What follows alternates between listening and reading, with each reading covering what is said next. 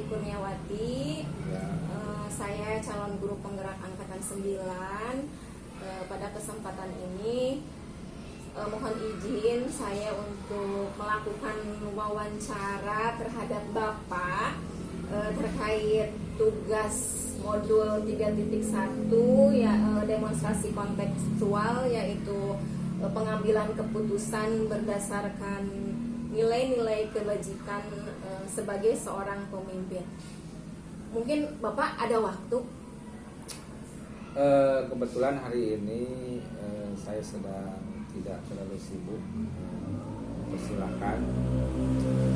Adapun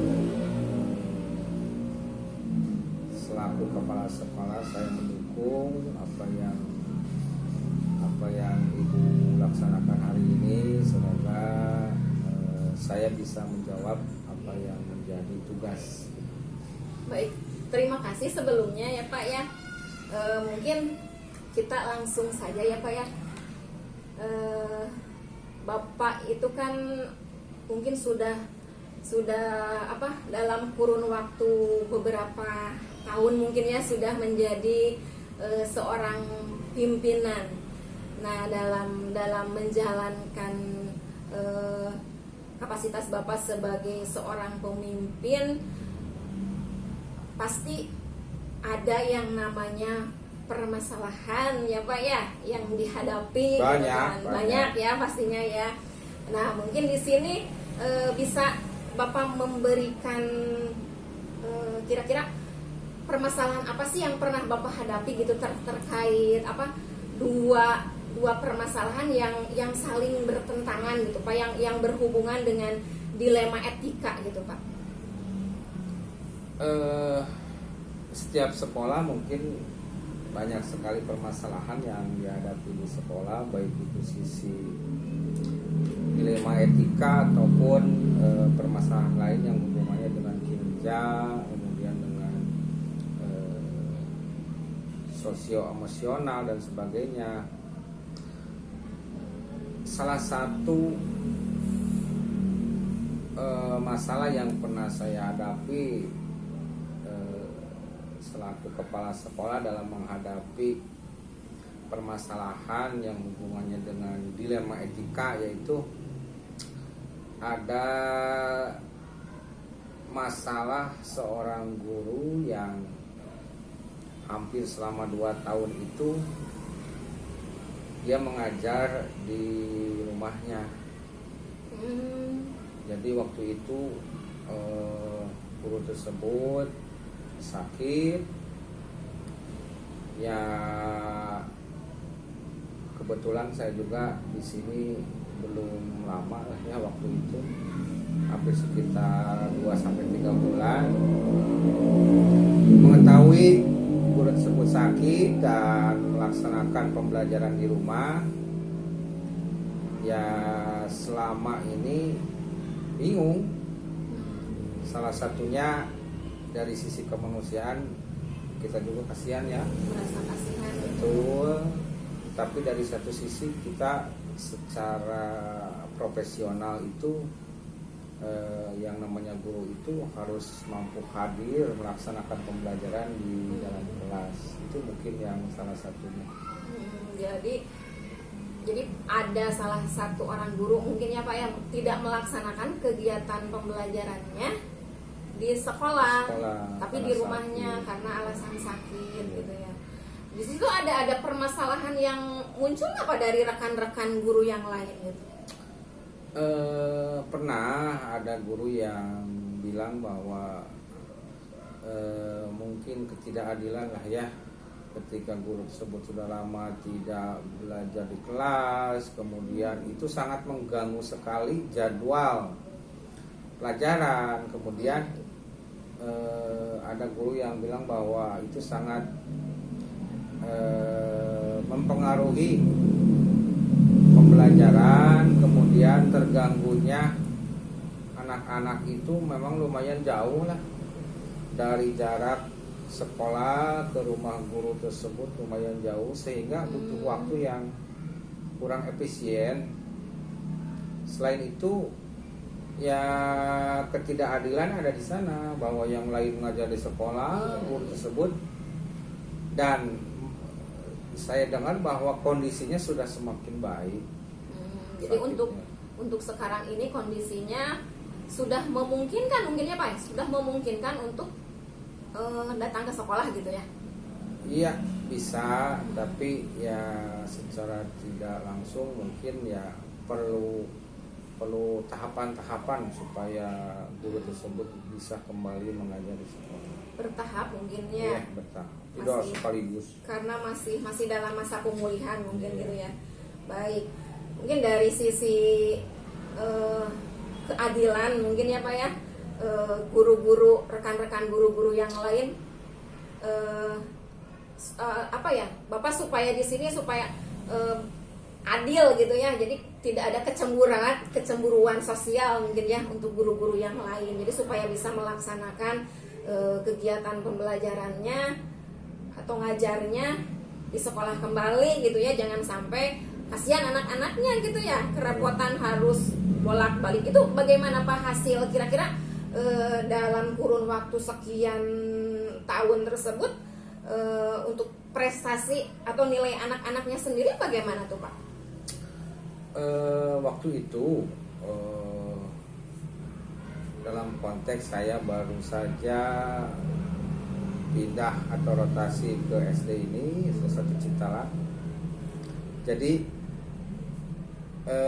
guru tersebut tidak masuk kelas, tidak belajar di sekolah, hanya di rumah.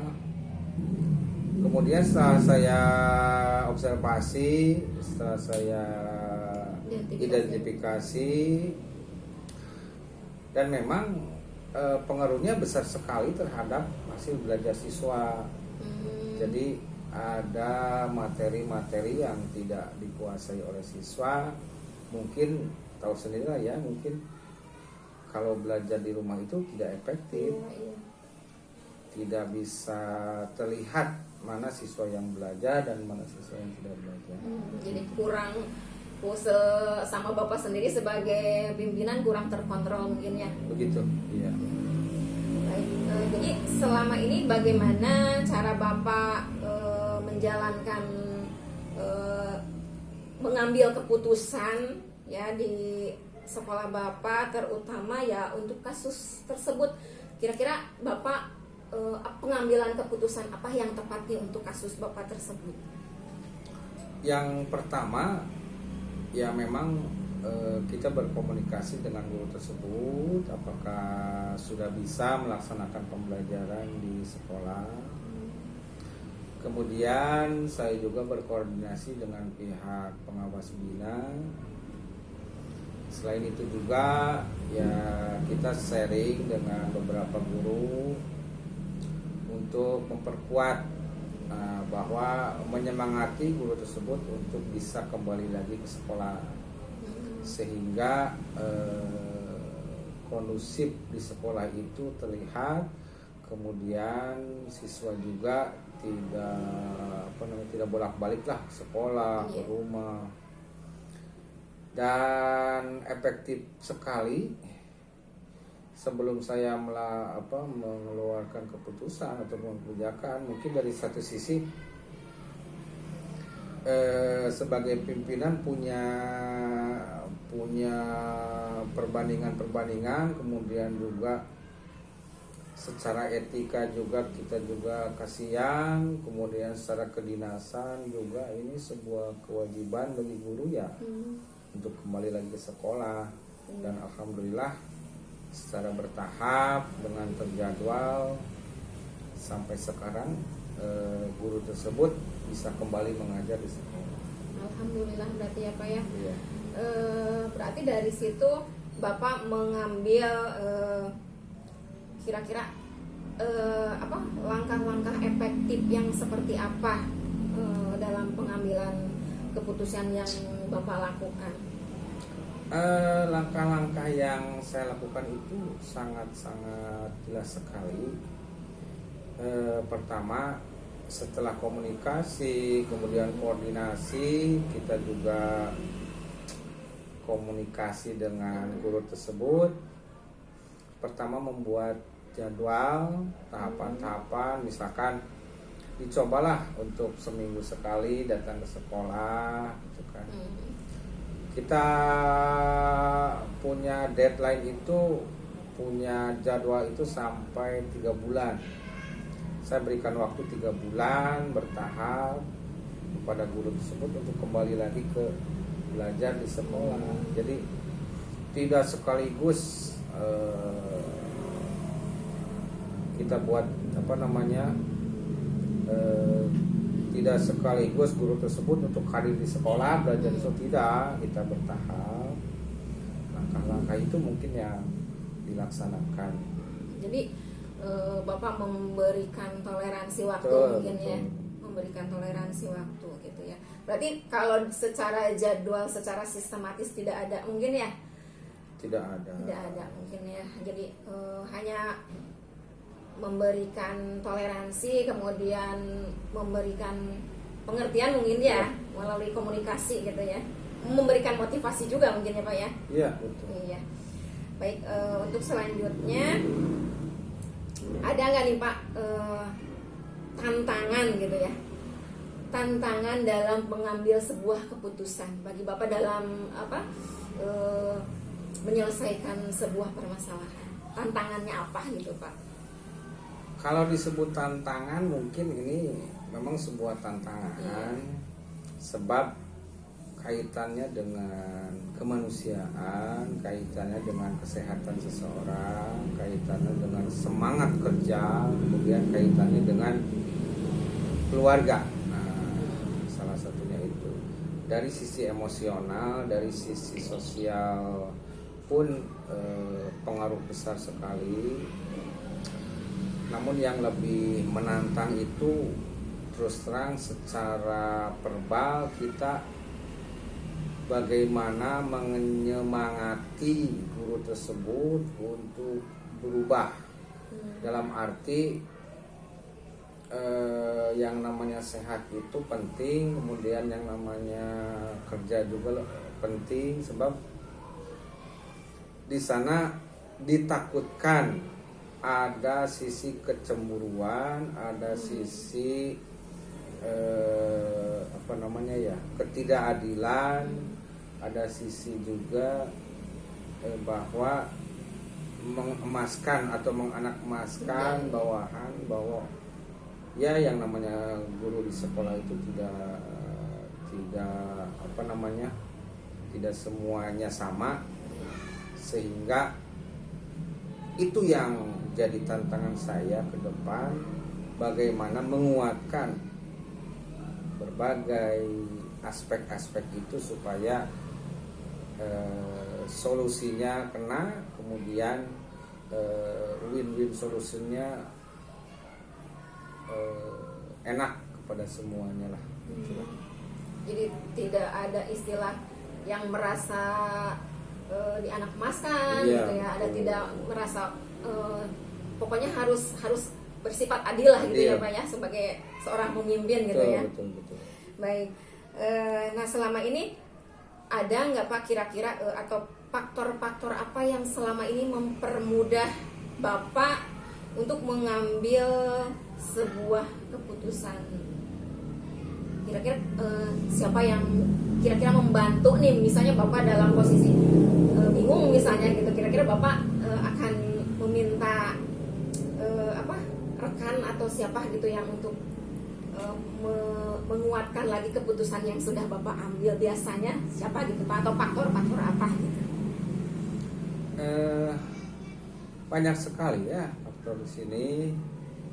Yang pertama, di sekolah itu kita ciptakan rasa kekeluargaan yang sangat kuat.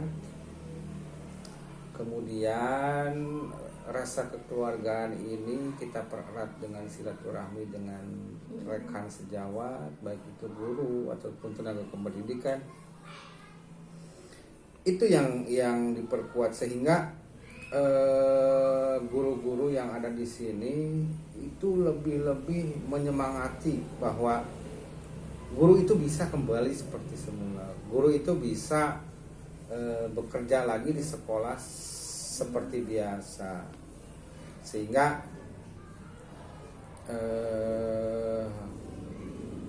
selain faktor X, kita juga faktor in, ya, yang ada di dalam guru tersebut. Punya semangat lagi tidak, punya motivasi tinggi tidak untuk kembali lagi melaksanakan pembelajaran di sekolah. Itu mungkin. Selain itu faktor dari dinas juga, selaku pengawas dinas, selaku pembinaan terhadap guru tersebut, bahwa ya mau tidak mau yang namanya guru itu harus bekerja secara profesional dan dilaksanakan di instruksi di sekolah ini lah. Itu mungkin. Ya, berarti di sini dalam apa untuk menguatkan Bapak dalam mengambil sebuah keputusan, selain tadi berkomunikasi dengan rekan-rekan guru mungkin ya Pak, selain itu juga apa dengan berkoordinasi mungkin ya dengan pengawas mungkin ya dan lain sebagainya. Jadi banyak sekali mungkin ya Pak faktor-faktor yang dapat menguatkan dalam kita mengambil sebuah keputusan di saat kita gamang gitu ya Iya, Pak. betul sekali. Baik, kira-kira dari semua hal yang sudah Bapak sampaikan nih, kira-kira pembelajaran apa yang dapat Bapak petik dari kasus yang Bapak ungkapkan tadi di awal? Kira-kira apa nih pembelajaran yang bisa Bapak jadikan sebagai acuan mungkin gitu untuk kedepannya?